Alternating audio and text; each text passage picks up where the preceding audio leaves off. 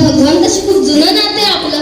नव्हे तर या कीर्तन म्हणजे भगवंताशी पोचण्याचं साधन आहे. म्हणून कीर्तन म्हणजे सामान्य विठ्ठल विठ्ठल.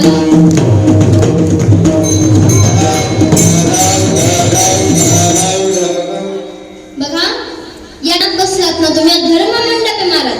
हे कीर्तन म्हणजे चालतं बोलतंय, फक्त चांदीचं नाणं मागायचं.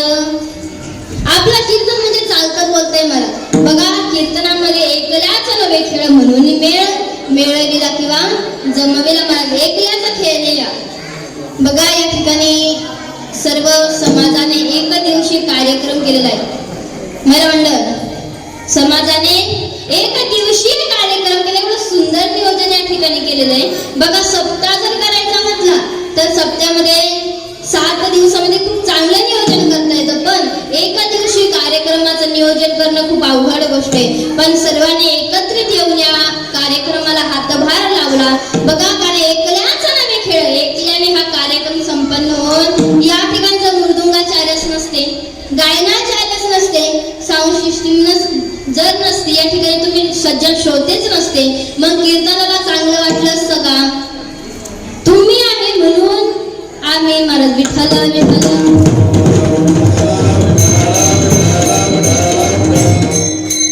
बघा या कीर्तनामध्ये सर्वांचं होणं गरजेचं आहे. म्हणून कीर्तनात बसलात ना कधी चेहरे पाडून बसायचं.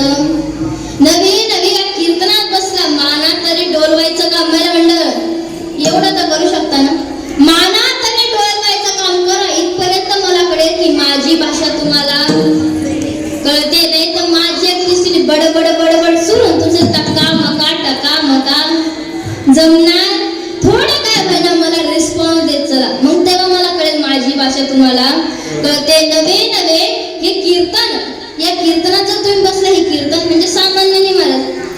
नाथा या कीर्तनाविषयी पिंगळामध्ये सांगताय. हे जरी नाही का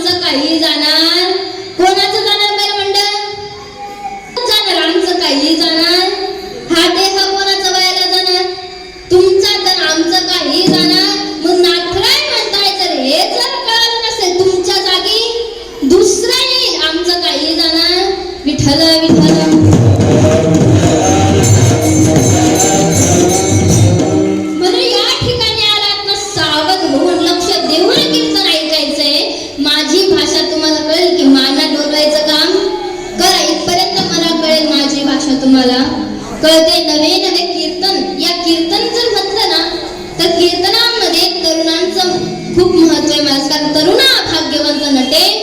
हरे कीर्तनात तरुणांना खूप महत्व आहे कीर्तनामध्ये. बघा तुम्ही भगवंताच्या दर्शनाला जाता ना, मग तुम्ही भगवंताला फुलं घेऊन जाता. मग कसे फुलं घेऊन जाता? सुकलेले फुलं घेऊन जाता का? ताजे टवटवीत फुलं घेऊन जाता. त्या टवटवीत फुलांमध्ये एक जरी सुकलेलं फुल असलं तर आपण काय करतो? बाजूला काढतो. तसंच जर भगवंताकडे जायचं म्हटलं ताजे तवाने असतानाच कार्पण होऊ नये. जोपर्यंत आपण चालतोय नवे आपली काठी जोपर्यंत आपल्या हातात येत नाही तोपर्यंत भगवंताला अर्पण व्हायचं.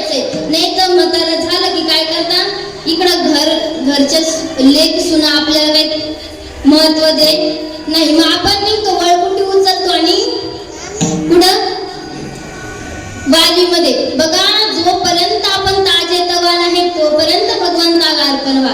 एकदा की आपलं वय निघून गेलं की भगवंत सुद्धा आपल्याला जवळ घेईल नाही. म्हणून भगवंतापर्यंत पोहोचायचं असेल ताजे तवाने असतानाच कीर्तनामध्ये या. तरुणा भाग्यवंत नटे, हरिकीर्तन नवे नवे कीर्तनाचा आनंद घेता आला पाहिजे. आपल्याला कीर्तनामध्ये नाचता आलं पाहिजे. महाराज नाचू कीर्तन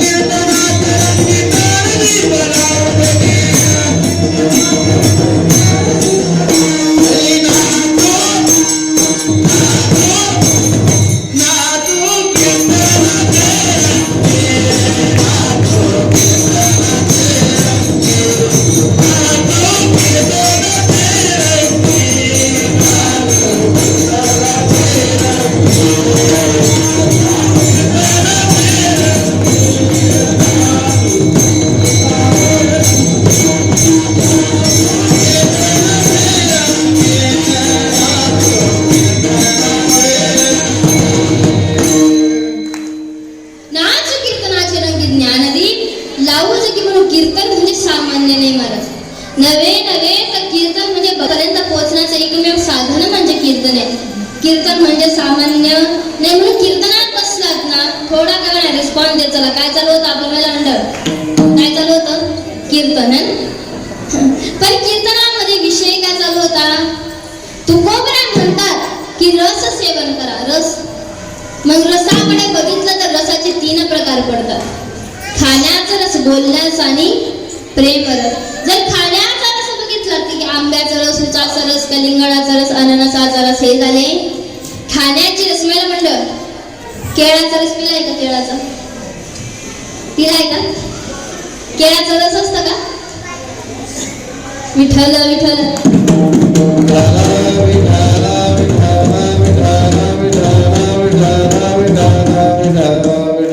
केळाचा रस पिलाय का. मला म्हणलं केळाचा रस असतं का. केळाचं शिखरण नसतं, केळाचा रस नसतो बघा. अशी हे झाले खाण्याचे रस. दुसरं म्हणजे बोलण्याचं रस. म्हणत बोलणं हे सुद्धा एक रस आहे बरं. कारण माऊली ज्ञानोबा आहे बोलण्याविषयी ज्ञानेश्वरी मध्ये लिहित आहे काय. साच आणि मवाळ मिथुले परी रसा